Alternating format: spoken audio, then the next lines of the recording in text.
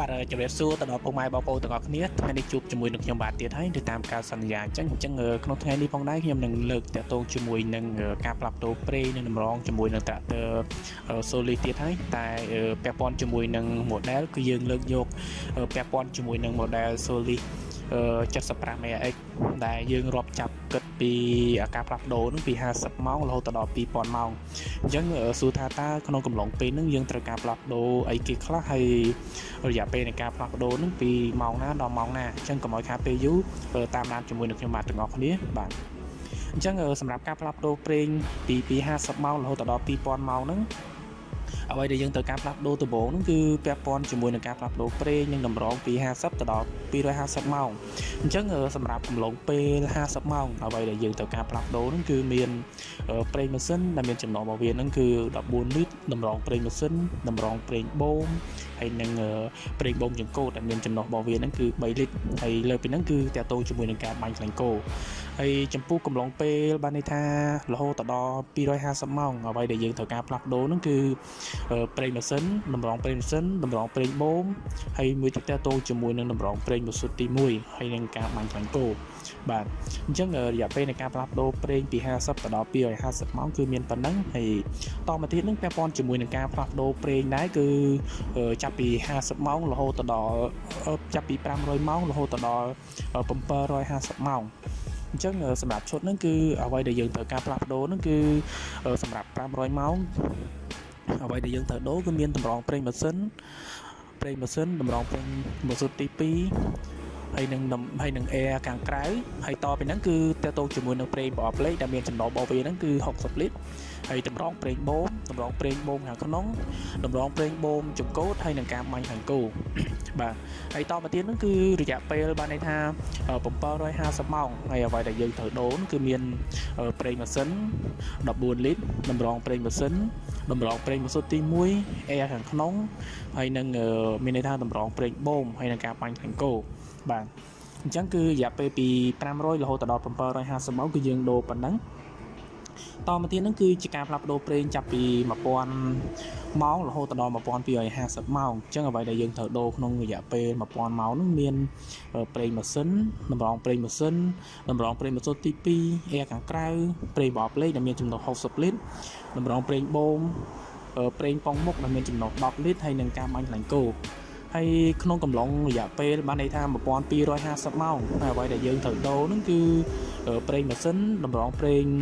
ម៉ាស៊ីនតម្រងប្រេងម៉ាស៊ូតទី1តម្រងប្រេងបូមតម្រងប្រេងបូមចង្កូតហើយនឹងការបាញ់ខ្លាញ់គោអញ្ចឹងរយៈពេលនៃការផ្លាស់ប្ដូរប្រេងពី1000រហូតដល់1250ម៉ោងហ្នឹងគឺមានប៉ុណ្ណឹងហើយតមកទៀតហ្នឹងគឺពាក់ព័ន្ធជាមួយនឹងការផ្លាស់ប្ដូរប្រេងនិងតម្រងក្នុងរយៈពេលបានន័យថា1500រហូតដល់1750ម៉ោងអញ្ចឹងក្នុងឈុតហ្នឹងគឺសម្រាប់ការផ្លាស់ប្ដូរប្រេងក្នុងរយៈពេល1500ម៉ោងអ្វីដែលយើងត្រូវបដូរហ្នឹងគឺមាន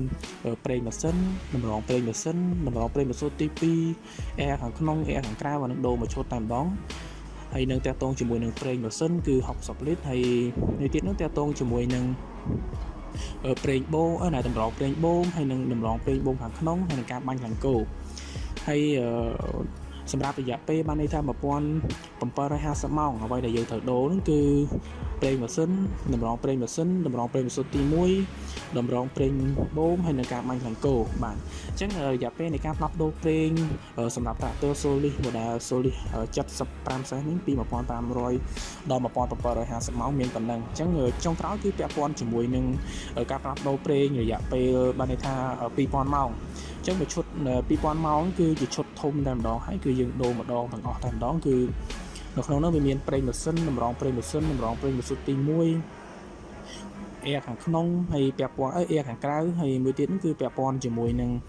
ប្រេងប្រអប់លេខដែលមានចំណុះ60លីត្រហ្នឹងតម្រងប្រេងបូមតម្រងប្រេងបូម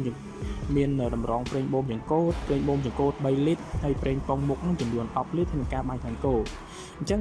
សម្រាប់រយៈពេលនៃការផ្លាស់ប្ដូរប្រេងរបស់ត្រាក់ទ័រ Solis model Solis 75RX ហ្នឹងពី50ម៉ោងរហូតដល់2000ម៉ោងគឺមានប៉ុណ្ណឹងអ អញ្ចឹងសម្រាប់ពុកម៉ែបងប្អូនដែលមានចម្ងល់ឬក៏ចង់សាកសួរបន្ថែមអាច comment នៅក្រោមវីដេអូឬក៏ពុកម៉ែបងប្អូនអាចទំនាក់ទំនងផ្ទាល់ទៅកាន់ក្រុមការងារសេវាកម្មដែលពុកម៉ែបងប្អូនបានទិញហើយសម្រាប់តារាងនៃការផ្លាស់ប្ដូរប្រេងនឹងផងដែរគឺបានន័យថាវាអាចនឹងប្រែប្រួលទៅតាមលក្ខខណ្ឌផ្សេងៗទៀតដែលក្រុមហ៊ុនគេនឹងប្រែប្រួលដោយអត់បានជម្រាបយើងមុនអញ្ចឹងបើសិនជាកាន់តែពុកម៉ែបងប្អូនដែលទិញជាមួយនឹងត្រាក់ទ័រថ្មីគេនឹងឲ្យជាតារាងមកខាងយើងផ្សេងទៀតហើយអញ្ចឹងពុកម៉ែបងប្អូនអាចនឹងមើលទៅតាមតារាងនៃការកំណត់របស់គេហើយធ្វើការផ្លាស់ប្ដូរបានទៀងទាត់ទៅអញ្ចឹងបានន័យថាគុណសម្បត្តិនៃការដែលយើងផ្លាស់ប្ដូរប្រេងនិងតម្រងបានទៀងទាត់ហ្នឹងគឺធ្វើឲ្យយើងបានន័យថាប្រើប្រាស់ជាមួយនឹងត្រាក់ទ័ររបស់យើងនឹងបានរយៈពេលយូរហើយមួយទៀតហ្នឹងតើតោជាមួយនឹងយើងចំណេញពេលវេលាថវិកាកម្លាំងពលកម្មហើយបន្ថែមពីហ្នឹងគឺការដែលយើងចង់លក់ដូរអីក៏វាមានភាពងាយស្រួលដែរព្រោះម៉ាស៊ីនរបស់យើងនៅថ្មីអញ្ចឹងយើងអាចលក់ក្នុងតម្លៃមួយខ្ពស់បាទអញ្ចឹងសម្រាប់វីដេអូរបស់ខ្ញុំគឺមានប៉ុណ្ណឹងហើយអរគុណសម្រាប់ការតាមដានរបស់ពុកម៉ែបងប្អូនទាំងអស់គ្នាហើយកុំភ្លេចចុច like និង share ទាក់ទងជាមួយនឹងការដែលចុច subscribe ជាមួយនឹង channel YouTube មួយបាទអរគុណ